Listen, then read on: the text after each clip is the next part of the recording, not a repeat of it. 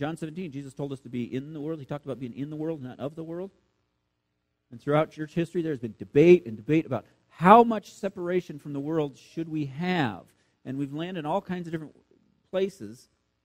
On the one hand, we're told to engage, right? We're supposed to be salt and light. The Great Commission is not retreat, but go, right? We're supposed to go there. You can't leave the world. 1 Corinthians 5:9. I've written to you not to associate with anyone who's sexually immoral. Not at all meaning people of the world who are sexually immoral. Then you'd have to leave the world. That's not an option. We're not supposed to leave the world. But on the other hand, 2 Corinthians 6:17 says that God calls us to come out from among them and be separate. So what are we supposed to do?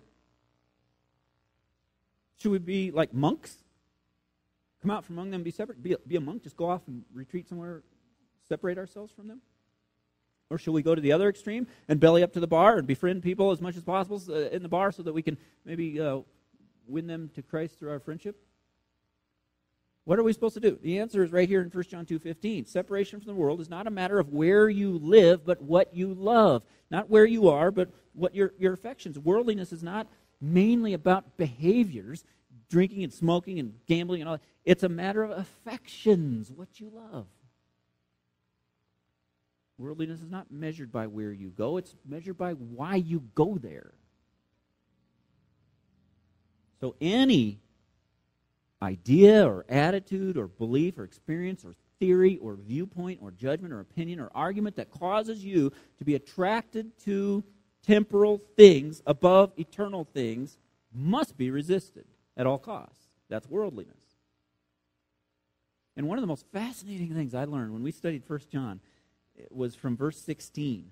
And I just had never understood this before. This was new to me. But verse 16, look at it. It says, for everything in the world, the desires of the flesh, desires of the eyes, pride of possessions, comes not from the Father, but from the world. Now, I think that's fascinating. Think about the implications of the word from. Did you know that your desires don't come from you? Now, that's kind of a new thought for some of us, guys, because most people think, oh, yeah, your desires, that's built into your DNA, like eye color or your gender or something like that. It's just part of you. No. That's not the case. Your desires are not built in. They have a source outside of you. They come from something else. Now, in order to explain this, I got to explain something real fast here about the difference between appetites and desires. Not the same thing. Appetites, when I say appetites, I'm talking about something general. Desires, I'm talking about something specific. Craving, for example, craving for food, that's an appetite. Craving for a hamburger, that's a desire. One's general, one's specific. And the difference between the two is the craving, everybody has the same general craving, but people have different desires. Everyone has the same appetites, but we all have different desires. We all hunger for food, right? Every one of us hunger for food. But we all have different desires at different moments. One person might say, boy, banana split, that would hit the spot. And someone else said, no, I need meat right now, And they both have the same appetite, right? Hunger for food, but different desires. Why? Where do you get your desires? Your desire is for whatever you think will satisfy that appetite. General appetite for food, what will satisfy that? Oh, that will. Okay, that's what you desire then. See that? So that's the difference between desire and appetite. Desire is whatever you think would hit the spot. Whatever you think would hit the spot. And so what John is saying is, your appetites, that's built in. That's part of you. Everyone has the same appetites. Your desires, that's not built in. They come from another source. What source? Well, he mentions two sources here. He says the desires in verse 16, the desires of the flesh, the desires of the eyes, pride of possessions, all these desires comes not from the Father, but from the world. Those are the two sources of desire. You see, the world, the source of your desire is whatever convinces you that thing would hit the spot for you. That's what causes you to desire that thing. And the world is constantly preaching to persuade you that its temporary pleasures will hit the spot. And God, all through Scripture, is telling you, no, my presence, my river of delights will hit the spot. And so if you desire the world's solution, it's because you're convinced by the world's argument. And if you desire God, then you're convinced by God's argument. It has to do with whose rhetoric you believe. And it's hard. I mean, it's hard. It's a constant battle because the preaching of this world is relentless. I mean, relentless. You know, people who say they don't like to be preached at and they don't like to be told what to believe, those people should hate the world.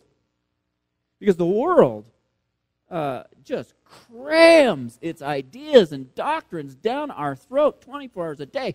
Books and commercials and movies and TV talk shows and idle conversations that work everywhere you go, just hammering away, sermonizing every hour of every day, trying to persuade us that the pleasures of this world will satisfy. They'll hit the spot. Happiness will come from a car.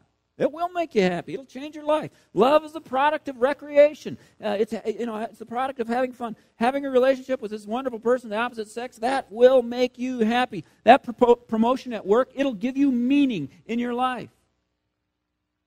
That's what they're constantly preaching. And when you watch enough of their commercials and listen to enough of their music and you sit in enough of their classrooms for enough years and you immerse yourself deeply enough in their conversations and you read enough of their magazines or websites, you spend enough time window shopping in their malls, over time, your soul will be persuaded. And it'll just seem like, yeah, that stuff satisfies. Yes, temporal things in and of themselves satisfy. That's what it'll seem like. And Satan has so many pulpits from which he preaches that message constantly. And if we don't figure out which one of those pulpits is actually influencing my heart and shut it down, then we're going to fall in love with the world. That's why we separate ourselves from worldly influences. We separate ourselves from those pulpits that's convincing our heart the wrong way. And so now you can see this is why God's love for God is exclusive. You see why it has to be exclusive? Because it comes from, that's what John is saying. The reason you can't love the world and God is because those desires come from different sources. Love for the world and love for God can't coexist because they originate from different sources and they're based on different beliefs. Opposite beliefs. Love for the world means desiring the world. Desire for the world comes when you believe the world's message. And love for God means desiring God, and that comes when you believe God's message. And you cannot believe both messages simultaneously because they're opposite. I can love all my kids simultaneously because that love comes from the same source and it's based on the same beliefs. So there's no contradiction. But love for God and love for the world come from opposite sources, arise from opposite beliefs, and so they cannot coexist.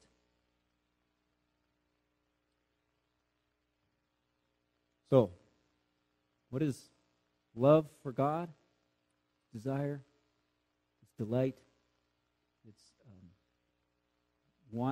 looking to Him for the satisfaction of the cravings of your soul. And it's the opposite of loving this world.